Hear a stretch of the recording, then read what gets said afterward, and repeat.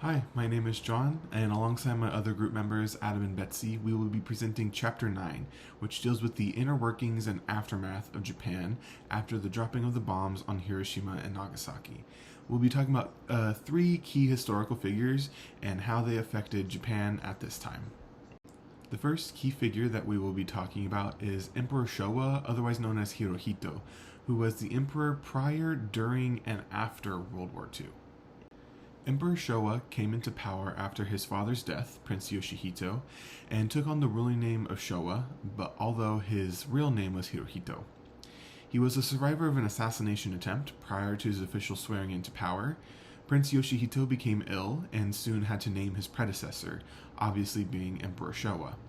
Although during this time there was militarism-centric control over Japan, and a lot of the different things that were done under his rule included things such as the rape of Nanjing, the Bataan Death March, the drafting of comfort women, slave labor, and even the development of chemical and biological warfare that would soon be used during Japan's enter into World War II.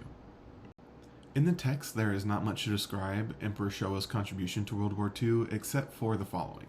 He himself tried to press for Japan's surrender prior to the dropping of the bombs, but his government did not agree with him.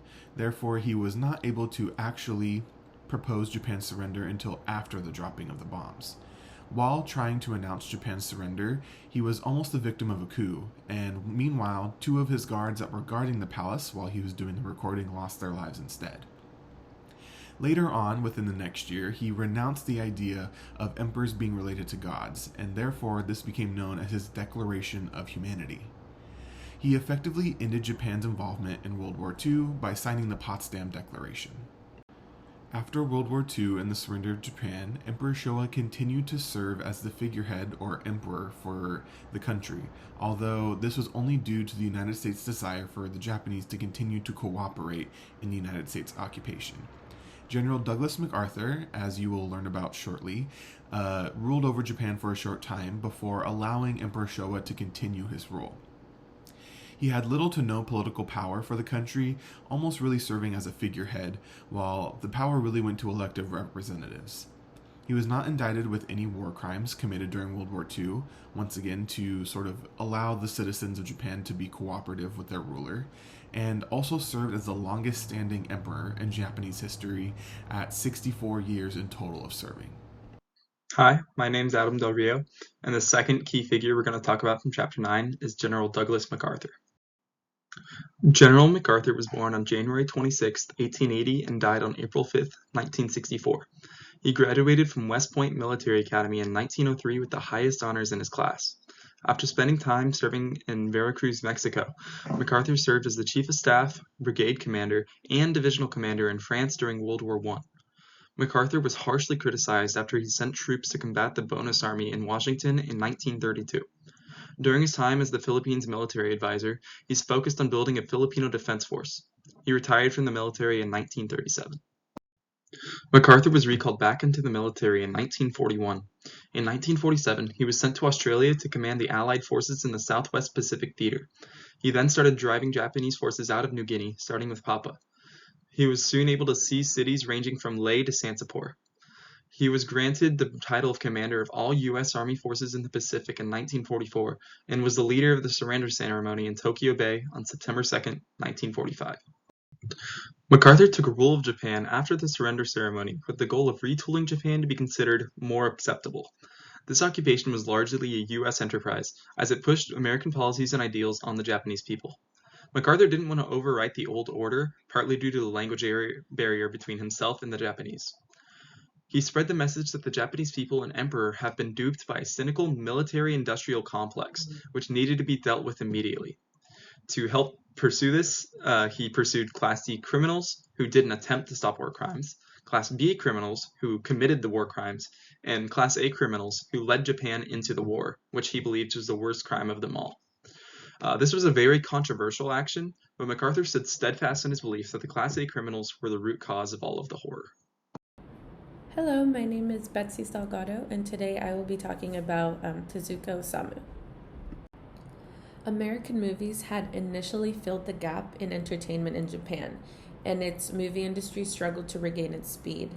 Tezuka Osamu was a pivotal figure in the post-war Japanese culture. He was particularly known for his contributions to manga, or Japanese comics. This text highlights him as the initiator of the cinematic comics and introducer of increasingly adult storylines, earning him the title of God of Manga. Despite being part of a generation of artists shaping post-world culture, Tezuka stood out due to his innovative storytelling. He played a pivotal role in elevating manga from children's entertainment to entertainment tackling complex themes and narratives more suitable towards adults.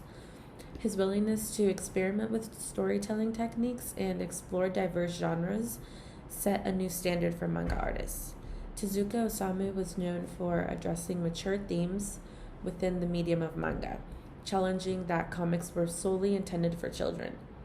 He fearlessly explored a wide range of subjects, including social issues, political commentary, and existential dilemmas. Tezuka's willingness to confront complex and controversial topics expanded the scope of manga and elevated it to a more sophisticated art form.